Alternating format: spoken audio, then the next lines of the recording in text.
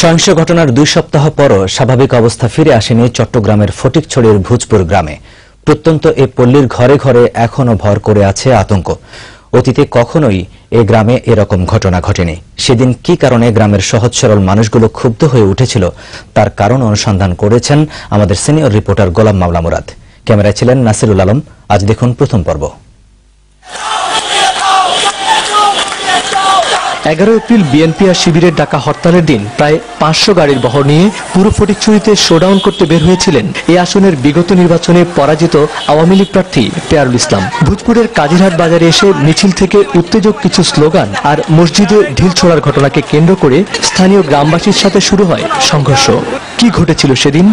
500-700 লোক নিয়ে হরতালে বিক্ষোভ অবস্থা নিয়ে তার একটা শোভাযাত্রা করছিল।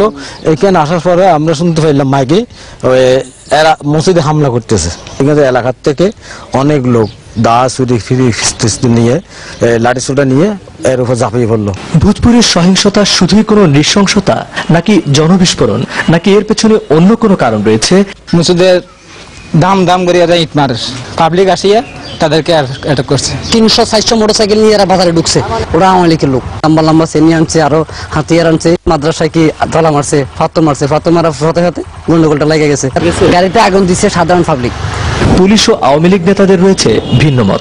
বিজিবি গুলি করে, আমাদের পুলিশ সদস্য যারা আছে তারাও গুলি বিনিময় করে, কিন্তু এলাকার হাজার হাজার লোকজনকে নিয়ে জামাত শিবির এটার সাথে সরাসরি এই ঘটনাটার নেতৃত্ব দিয়েছে এবং বিএনপির কিছু লোকজন, ছাত্রদলের কিছু লোকজন এটার সাথে সরাসরি ইনভলভ ছিল। তবে আওয়ামী লীগ নেতারা স্বীকার করেছেন, যদি স্থানীয় আওয়ামী লীগ নেতাদেরকে আগে থেকেই এই মিছিল সম্পর্কে জানাতেন তাহলে এত বড় সহিংসতা হয়তো অনেকটাই রোধ করা যেত।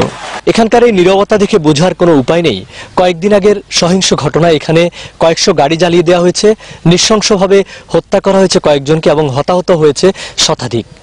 তবে এটি নিছক কোনো সহিংসতা নাকি নৃশংসতা কিংবা এটি কোনো গণবিস্ফোরণ তা নিয়ে প্রশ্ন রয়ে গেছে সবার মাঝে। কেউই বলতে পারছেন না যে প্রকৃত রহস্য উদ্ঘাটন হবে কিনা। গোলাম মাওলা মুরাদ।